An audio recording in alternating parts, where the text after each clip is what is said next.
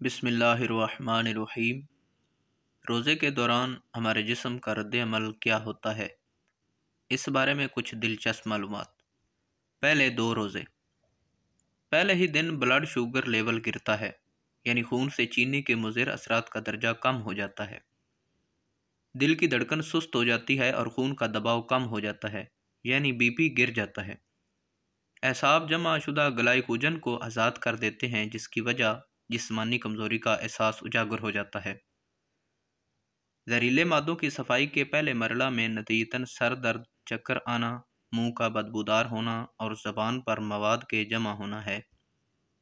3 سے 7 روزے تک جسم کی چربی ٹوٹ پھوٹ کا شکار ہوتی ہے اور پہلے مرحلہ میں گلوکوز میں تبدیل ہو جاتی ہے۔ بعض لوگوں کی جلد ملائم اور چکنا ہو جاتی ہے۔ جسم بھوک کا عادی ہونا شروع ہو جاتا ہے۔ انتڑیوں کی دیواروں پر جمع مواد ڈھیلا ہونا شروع ہو جاتا ہے۔ 8 سے 15 روزے تک آپ پہلے سے توانا محسوس کرتے ہیں، دماغی طور پر چست اور ہلکا محسوس کرتے ہیں۔ ہو سکتا ہے پرانی چوٹ اور زخم محسوس ہونا شروع ہوں، اس لیے کہ اب آپ کا جسم اپنے دفاع کے لیے پہلے سے زیادہ فعال اور مضبوط ہو چکا ہے۔ جسم اپنے مردہ یا کینسر شدہ سیل کو کھانا شروع کر دیتا ہے، جسے عمومی حالات میں کیمو تھراپی کے ساتھ مارنے کی کوشش کی جاتی ہے۔ اسی وجہ سے خلیات سے پرانی تکالیف اور درد کا احساس نسبتاً بڑھ جاتا ہے۔ اعصاب اور ٹانگوں میں تناؤ اس عمل کا قدرتی نتیجہ ہوتا ہے۔ یہ قوت مدافعت کے جاری عمل کی نشانی ہے۔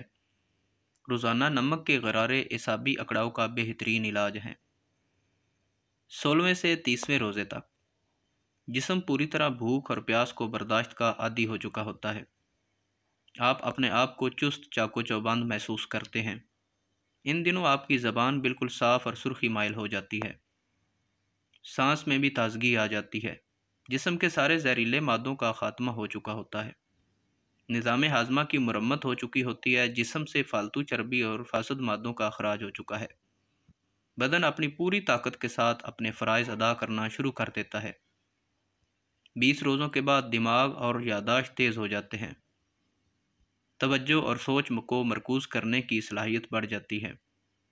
بلا شک بدن اور روح تیسرے عشرے کی برکات کو بھرپور انداز سے ادا کرنے کے قابل ہو جاتا ہے۔ یہ تو دنیا کا فائدہ رہا جو بے شک ہمارے خالق نے ہماری ہی بھلائی کے لیے ہم پر فرض کیا، مگر دیکھیے اس کی رحمت کا انداز کریمانہ کہ اس کے احکام ماننے سے دنیا کے ساتھ ساتھ ہماری آخرت بھی سنوارنے کا بہترین بندوبست کر دیا۔